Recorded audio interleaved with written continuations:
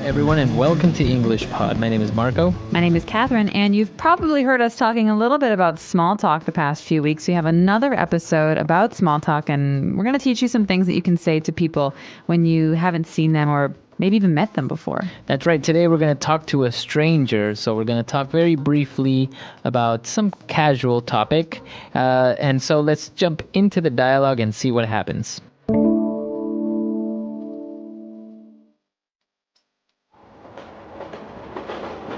Excuse me, is this seat taken? No, please, feel free. Thanks a lot.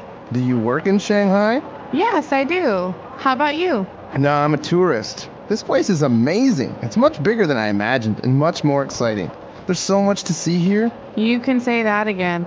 It's much more modern than people imagine. Where are you from? Well, let's see. I'm from Kansas originally. A much quieter and more peaceful place than here, that's for sure. Uh-huh.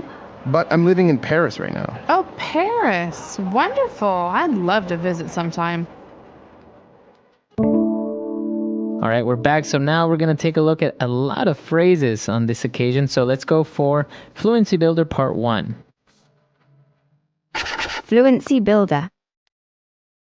All right, so the first phrase we have is a very common phrase if you're in a train or on a bus. You hear the phrase, "Is this seat taken?" Right, so Michelle came up to the stranger and said, "Excuse me, is this seat taken?" That means, is anybody sitting here? It basically means, can I sit here? Right. But this is a very polite way of asking if you can sit down in the seat. You can also say it in a restaurant, at a movie theater, in a classroom. So remember this one. This was a really, really common phrase. So it's a very polite way of saying, can I sit down, right? That's right. You're asking for permission, basically. Is the seat taken? Because what if a person says, well, no, it's not? Do you have to say, may I sit down? May I take a seat? Well, if they say, I'm sorry, someone is sitting here, that means that maybe they're waiting for a friend, and then no, you can't sit there. Okay. But if they say, sure, like in the dialogue, feel free, then you're really basically able to sit down, no problem. Right. So the stranger answers by saying, no, please feel free. So he says, no, the seat is not taken. Please feel free. What does he mean by this? Okay, feel free is a very unusual phrase in English, but one that you're going to hear a lot. It basically means do what you want to do. Okay. Okay, so if I want to sit down, I say, is this seat taken? If you say feel free, Marco, that means feel free to sit down. Okay, so we can complete the sentence by saying, no, please feel free to sit down, but it's kind of stating the obvious. You're saying basically feel free to do what you want. That's right, but you could use it in other ways. For example, hey, Marco, are you using this pen right here? No, feel free. That means feel free to use my pen. Okay, very good. And so then they started talking about what they do, where they work. And Michelle said, yes, I work in Shanghai. How about you? Oh, how about you? Now, this is a really important construction. This is a really important phrase in English, and I think a lot of people make mistakes with this. Mm-hmm. So how about you means, do you work in Shanghai? I just said I work in Shanghai, but how about you? Do you? Right, exactly. So that's saying, and you, do you work here? Or, and you, what do you do? How about you? Now, the common mistake with how about you, or using the construction how about, is that for some reason, some people seem to think that it means how is it? So, for example, if someone says, how about your weekend? That's wrong. No, we don't say that. How was your weekend? But in this case, how about you always follows a statement. Mm-hmm. Okay, so yes, I do live in Shanghai. How about you? That means, do you live in Shanghai? Right. If I say, I would like to eat a hamburger and french fries, how about you? How about you? What would you like to eat? Exactly. So remember, that's the way that you use how about. Never say how about your weekend or how about your vacation when you want to ask how was it. Don't say that. No, basically this is a way to reply to someone when they're telling you about their experience. You want to talk about yours. That's right. Okay, so let's take a break. Let's review everything and we'll be back with Fluency Builder Part 2.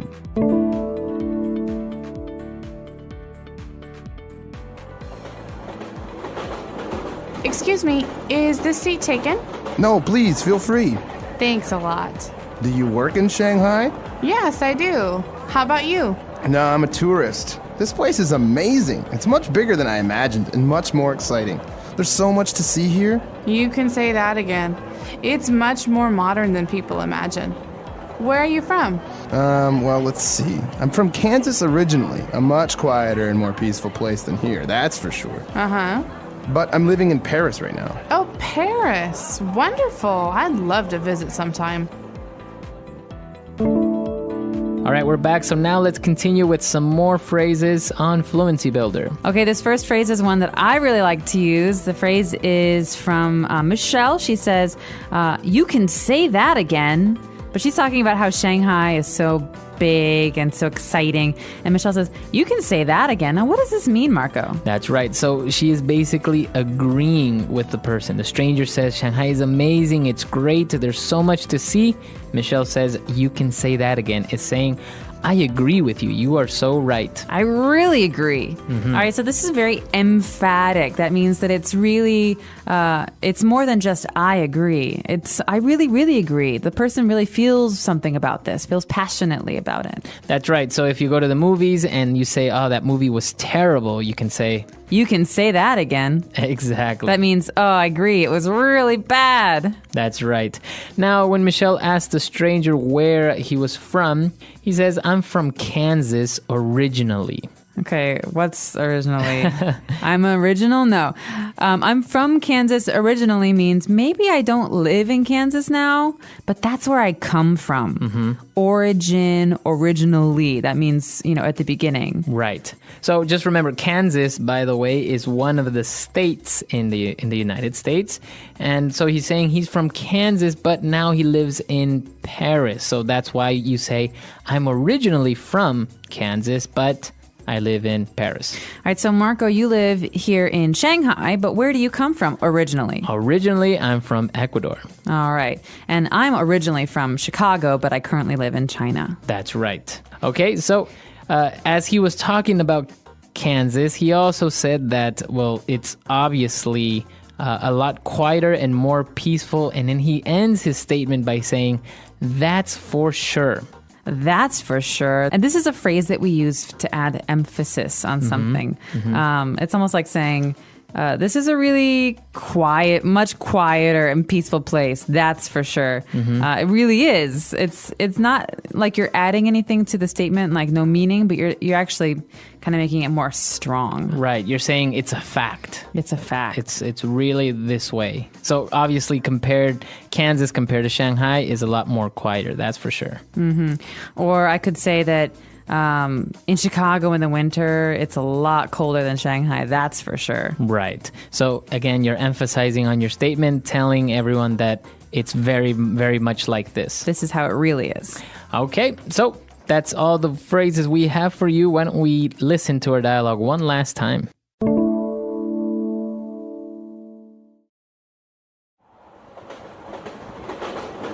Excuse me, is this seat taken? No, please, feel free. Thanks a lot.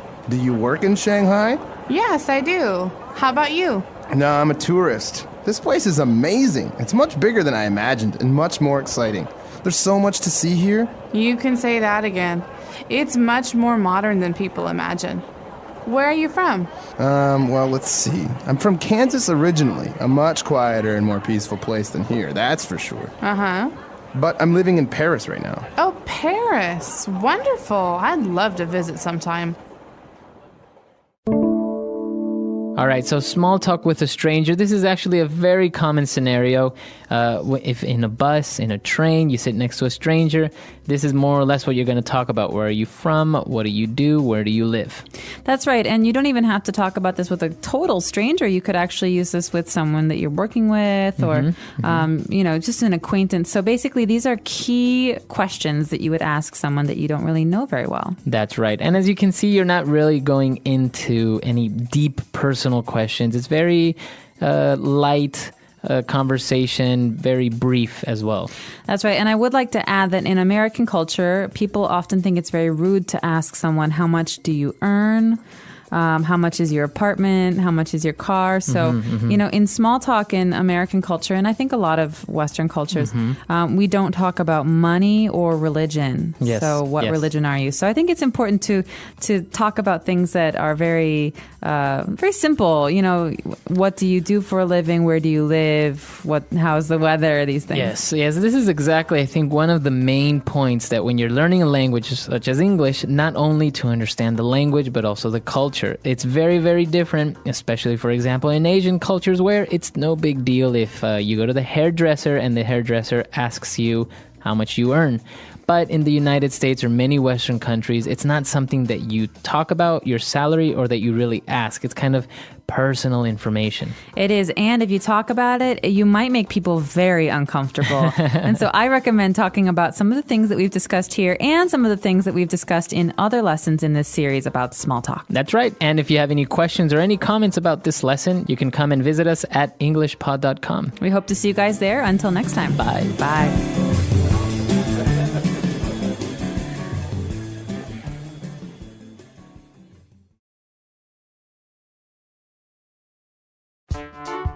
The English Pod Audio Review.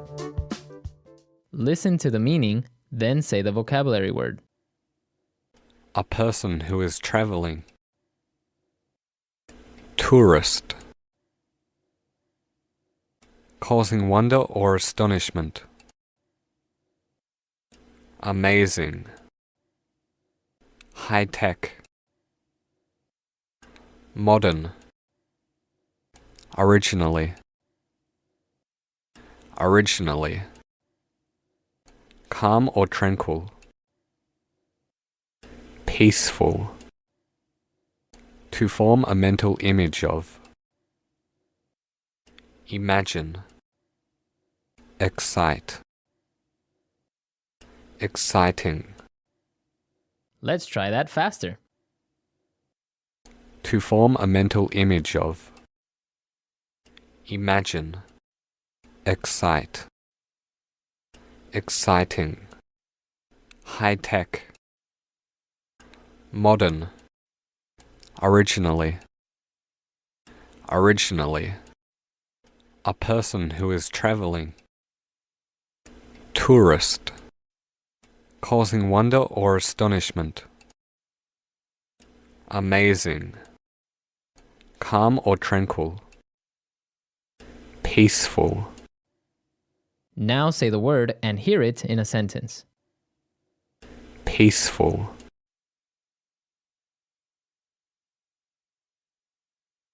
This town is really peaceful. I wish I could live here. Peaceful. I love it when my cat is nice and peaceful. Peaceful.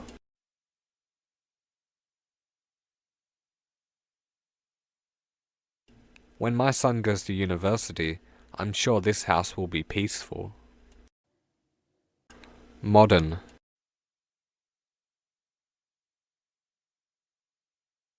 This building is very modern. There is even a wave pool. Modern.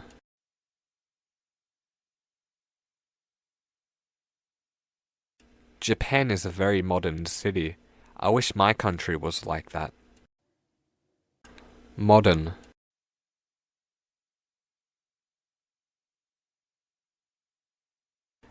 I don't like modern architecture.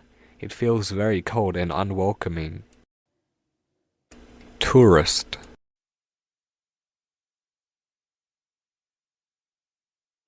I've lived here for ages, but I still feel like a tourist.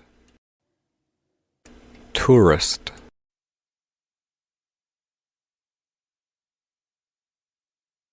I think having a map and being curious is what a tourist needs. Tourist.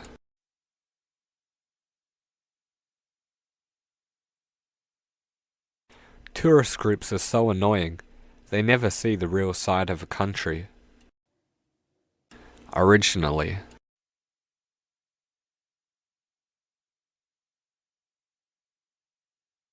Originally, we were going to go to America, but instead we went to Jamaica. Originally.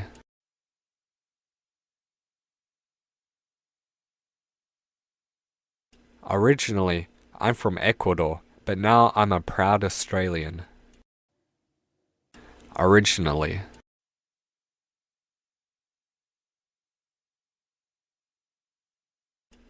I originally liked PlayStation, but now I play Nintendo. Imagine. I imagine that other people think I'm fat. Imagine. Can you imagine a world with no war? Imagine.